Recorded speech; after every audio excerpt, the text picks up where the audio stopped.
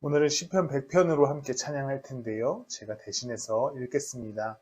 가사를 찬양의 이야기를 잘 생각하시면서 찬양하는 마음으로 함께 읽어나가겠습니다. 온 땅아 주님께 환호성을 올려라. 기쁨으로 주님을 섬기고 환호성을 올리면서 그 앞으로 나아가거라. 너희는 주님이 하나님이심을 알아라. 그가 우리를 지으셨으니 우리는 그의 것이요 그의 백성이요 그가 기르시는 양이라. 감사의 노래를 드리며 그 성문으로 들어가거라. 찬양의 노래를 부르며 그 뜰 안으로 들어가거라. 감사의 노래를 드리며 그 이름을 찬양하여라. 주님은 선하시며 그의 인자하심이 영원하다. 그의 성실하심이 대대에 미친다. 아멘.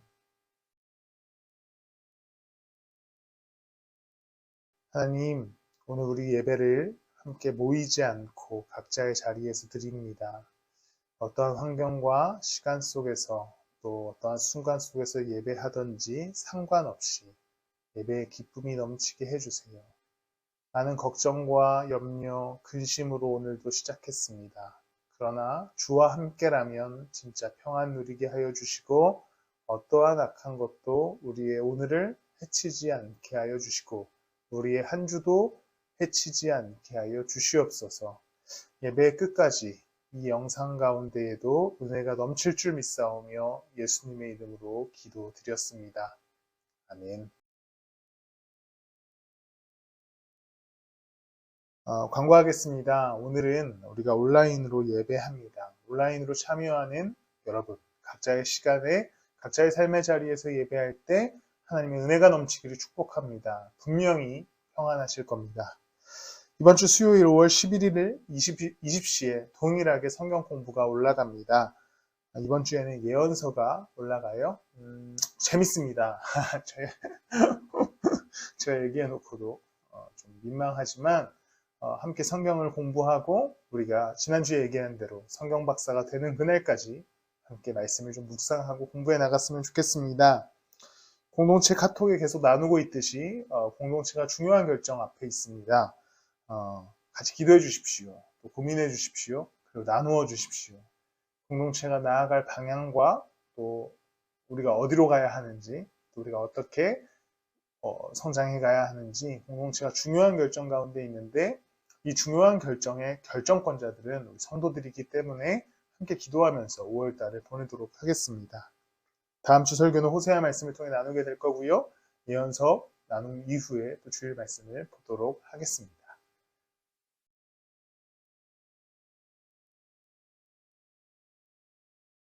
오늘 함께 보실 말씀은 역대상 6장 31절부터 32절 말씀입니다. 사실은 31절부터 뒤에 42절까지 함께 보면 좋으니까요.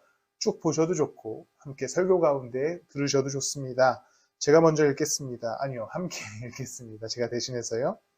언약궤를 평안히 안치한 뒤에 다윗이 주님의 집에서 찬양할 사람들을 임명하였는데 그들은 솔로몬이 예루살렘에 주님의 집을 지을 때까지 회막 곧 성막 앞에서 찬양하는 일을 맡았다.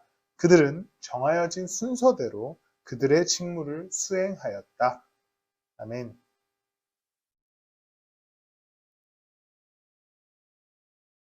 오늘은 어버이 주일입니다. 전형적으로 부모님께 순종하자라는 주제로 우리가 어버이 주일에 설교를 나눠왔고 또 그렇게 말씀을 들어왔습니다.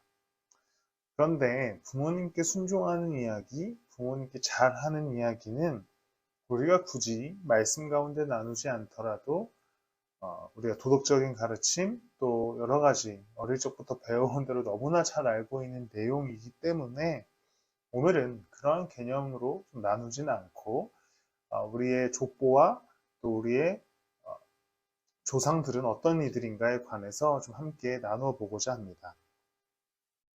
지금 혈연으로서의 족보의 이야기가 아니라 믿음의 족보 속에서 살아가는 우리의 삶과 우리의 신앙에 관한 이야기를 좀 나누어 보겠습니다. 오늘 본문은 역대상이에요. 여러분들 이미 잘 알고 계시겠죠? 성경 공부를 같이 하셨다면 이제 이스라엘이라는 나라가 족장으로부터 시작해서 출애굽하고 나서 광야를 거쳐 사사시대로 가나안 땅을 시작했다가 왕정시대가 되어서 이제 사울이라는 왕을 시작으로 통일왕국 시대가 시작됩니다.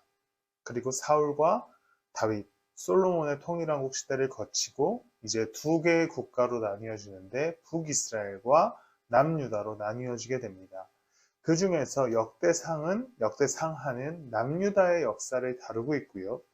이 역대상이라고 하는 성경은 그 시절에 쓰여진 성경이 아니라 나중에 남유다와 북이스라엘이 모두 멸망하고 난 이후에 그들이 포로로 돌아갔다가 다시 돌아오는 시점에 자신들의 조상들의 이야기를 다시 기록하면서 우리의 조상들에게는 이러한 역사가 있구나라는 것을 되짚자라고 하는 내용으로 쓰여진 성경이기도 합니다.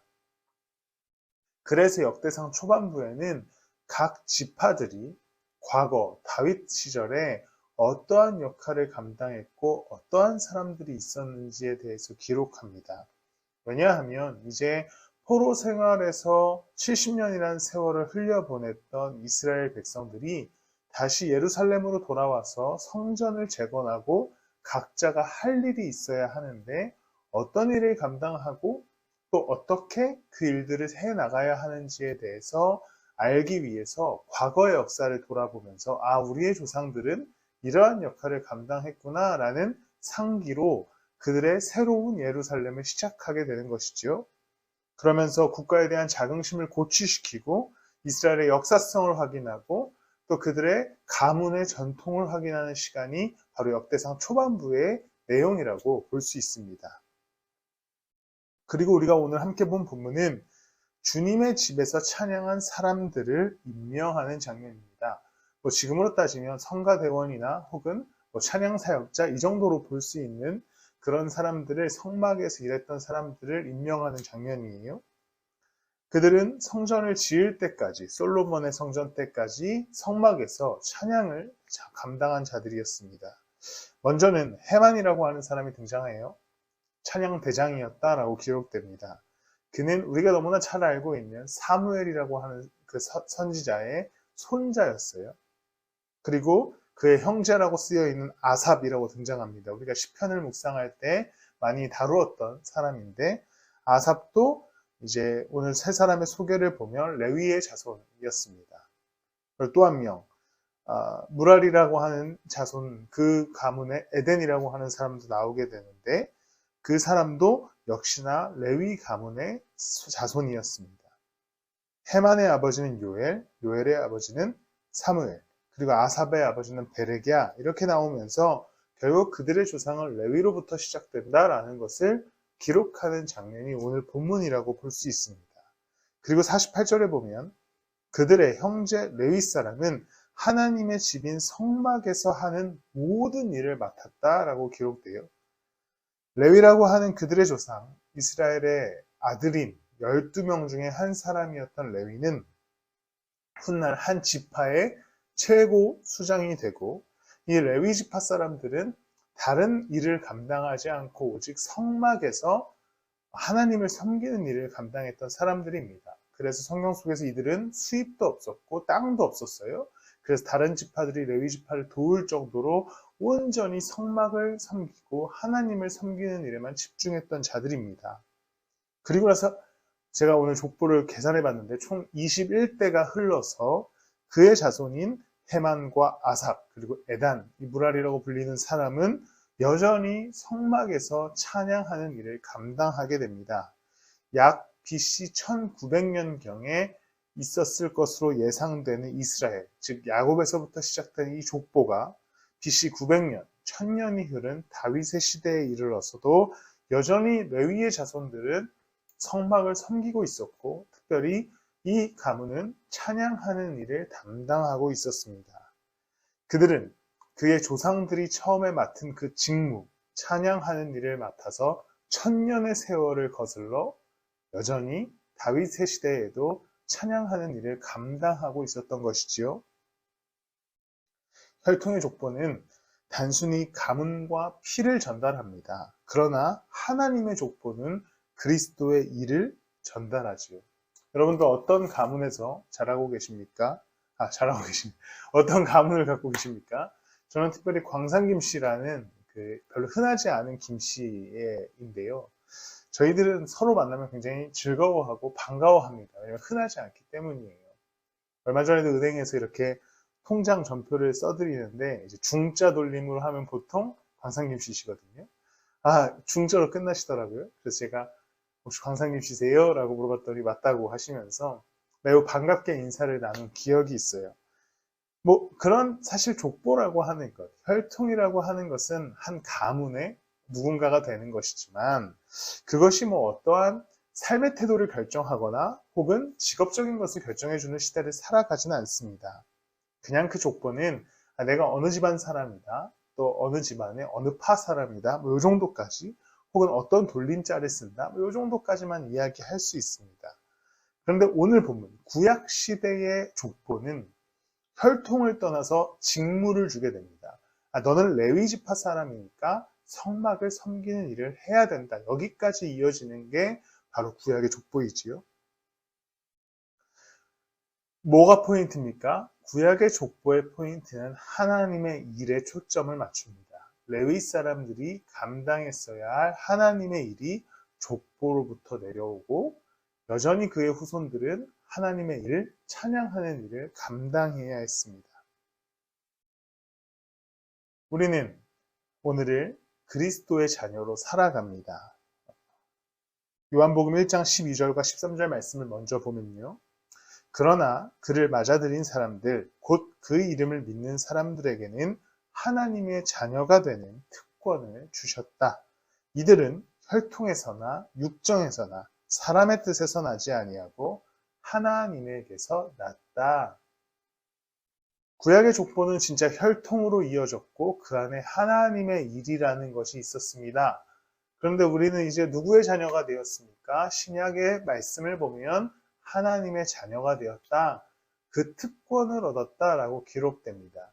이 혈통, 바로 그리스도 보혈로 인한 혈통에는 하나님의 일이 여전히 존재합니다. 어떤 것일까요? 바로 예수 그리스도를 따라가는 삶에 관한 것이겠지요. 우리가 이제 하나님의 자녀로서 예수 그리스도의 십자가를 따라 걸어가는 삶이라고 하는 것은 단순히 하나님의 자녀가 되었다, 내가 그런 구원을 얻었다라고 거기서 끝나는 것이 아니라 이제 하나님의 자녀답게 살아가는 삶, 그리고 우리에게 주신 명령을 따라가는 인생까지 이어지는 게 우리가 그 족보에 참여하는 삶이 됩니다. 이스라엘 백성들은 유다 지파의 사람, 예를 들어 므낫세 지파의 사람으로서 각자의 역할이 있었던 것처럼 이제 우리는 하나님의 자녀가 되었기에 우리는 그 자녀로서 족보 안에서 하나님의 십자가, 예수 그리스도 십자가의 그 피의 족보 아래서 그리스도의 일을 감당하며 살아갈 수 있어야 됩니다. 레위의 자손들은 족보의 의무로서 그들의 역할을 감당했다면 이제 우리는 예수 그리스도 십자가 그 자녀됨의 특권 속에서 그리스도의 일을 감당하며 살아갈 수 있어야 됩니다. 우리의 인생 족보 가운데 누구의 아들, 누구의 딸도 중요하지만 가장 중요한 그리스도의 십자가로 인해 구원을 얻은 하나님의 자녀된 특권을 잊지 마시기를 소망합니다. 어버이 주일에 굉장히 불효적인 설교일 수도 있지만 우리가 부모님 공경하자, 부모님을 잘 따르자, 이것은 성경 속에서 또 가르치고 이미 우리가 도덕적으로 너무나 잘 알고 있는 내용이기 때문에 굳이 짚고 넘어가지 않더라도 우리가 오늘은 하나님의 자녀된 내 삶에 관해서 묵상하고 이제 그 하나님을 쫓아 한 걸음 한 걸음씩을 걸어가는 진짜 그분의 혈통에 우리가 참여하는 인생 살아가시기를 소망하고 축복합니다. 유다의 자손들은 율법 안에서 하나님의 일을 감당해야 했습니다. 오늘 찬양하는 사람들이 그러한 이유이지요.